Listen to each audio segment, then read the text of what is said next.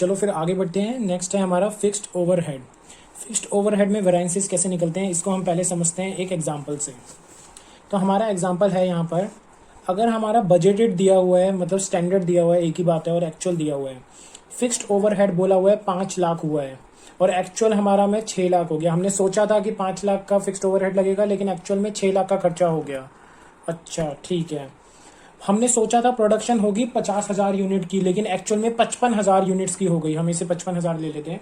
55,000 units की production हो गई, तो ये कंपेरेबल तो नहीं दिख रहा। तो अब हम क्या करेंगे, हम सबसे पहले इस केस में क्या करेंगे, रिकवरी रेट निकाल लेंगे। जी हाँ, रिकवरी रेट। रिकवरी रेट क्या होती है, जितना हमने ओवरहेड सोचा था, फिक्स्ड ओवरहेड सोचा था, बजटेड के नीचे कर रहा हूं मैं, जितना सोचा था डिवाइडेड बाय जितनी प्रोडक्शन सोची थी। तो हमने कितने सोचा था, हमने सोचा था 5 लाख का खर्चा होगा, 50,000 यूनिट्स लगेंगे। इसका मतलब हमने सोचा था कि 10 का ओवरहेड होगा एक यूनिट पर। हमने रिकवरी रेट सोची थी अपनी 10। ठीक है, ठीक है, ठीक है, इतना हमें समझ आता है कि हमने 10 सोची थी। अब बात करते हैं एक्चुअल में हो क्या गया, 6 लाख का हो गया और 55,000 का हो गया। ठीक है, हमें यहाँ पर कैलकुलेट करना था रिकवरी रेट, हमने कैलकुलेट कर लिया। इसका मतलब हमने सोचा था एक यूनिट पे 10 रुपए का खर्चा होगा। ठीक है, अब हम आते हैं एक्चुअल पे कि फॉर्मूला वाइज क्या होगा।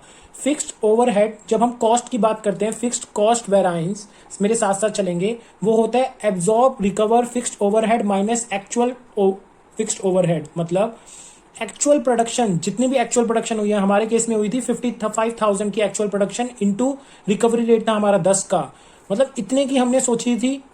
अब हम कंपेरेबल बना रहे हैं चीजों को। 55,000 के करीब अगर हम 10 रुपए का खर्चा करते, इतने का सोचा था, लेकिन एक्चुअल कितने का हो गया, 6 लाख का। तो इसका डिफरेंस हमारा क्या हो जाएगा, फिक्स्ड कॉस्ट वेराइंस। ठीक है, यहां पर छोड़ देंगे, ये हमें समझ आ गया। अब आगे चलेंगे, जिस स्टेप से मैं करवा रहा हूं वैसे वैसे समझेंगे। फिर कॉस्ट के 2 पार्ट होते हैं, एक होता है फिक्स्ड ओवरहेड एक्सपेंडिचर वेराइंस और एक होता है वॉल्यूम वेराइंस।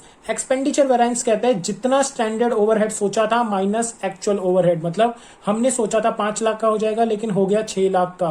तो हमारा क्या हो गया, 1 लाख का एडवर्स हो गया, ज्यादा हो गया खर्च।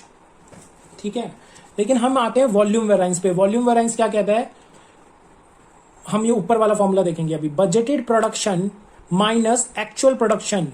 हमने बजटेड प्रोडक्शन सोची थी 50,000 की प्रोडक्शन करेंगे, लेकिन एक्चुअल में हो कितनी गई, 55,000 की प्रोडक्शन, इनटू में रिकवरी रेट 10 का। तो इससे हम निकालते हैं अपना volume variance.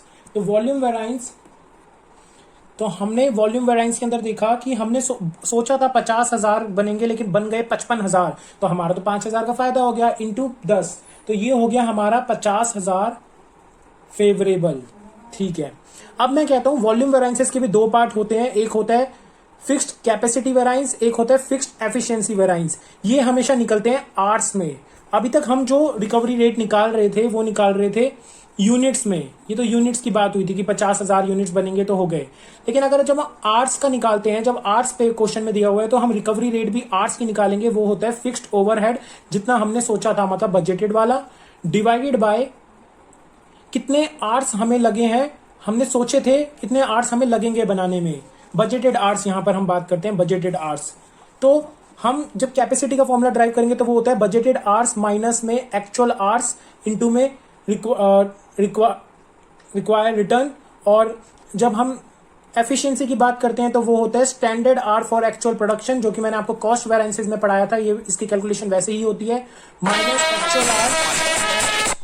Minus actual are into में रिक्वायर्ड रेट। तो ये हमारा होता है एफिशिएंसी। कॉस्ट और एफिशिएंसी हमारा निकल गया। ऐसे ही हम कहते हैं, अगर आर्स में क्वेश्चन दे रखा है और आपका ये budgeted production minus actual production into required return, अगर आपका वॉल्यूम वेरिएंस ना निकल पाया तो आप क्या कर सकते हैं, आप budgeted hours minus standard hours for actual production into required return of per hour वाला निकाल सकते हैं। और ऐसे ही अगर आपका फिक्स्ड कॉस्ट भी यूनिट्स वाला नहीं दे रखी कोई इन्फॉर्मेशन, तो आप standard hours for actual production into में रिक्वायर्ड रिटर्न माइनस में एक्चुअल फिक्स्ड ओवरहेड निकाल सकते हैं। यहां पर भी रिक्वायर्ड रिटर्न आपका आर्स में होगा। तो इसी के साथ दोस्तों फिक्स्ड ओवरहेड बहुत ईजी था और खत्म हो चुका है। मिलते हैं हम अपने नेक्स्ट टॉपिक के साथ।